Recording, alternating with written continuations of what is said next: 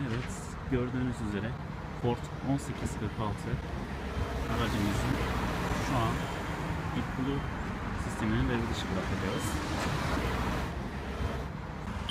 Bu cihaz sayesinde Ford 1846 araçların AdBlue sistemi devre dışı bırakılıyor.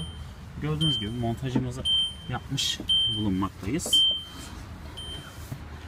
Şu an size göstereceğim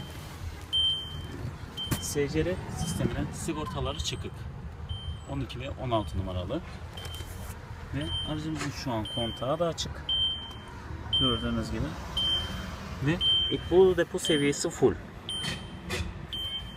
Şimdi aracımı çalıştıracağım ve arıza lambası sönecek. Gördüğünüz gibi motor arıza lambası da söndü. Şu an bu Ford 1846 aracın AdBlue sistemi devre dışı.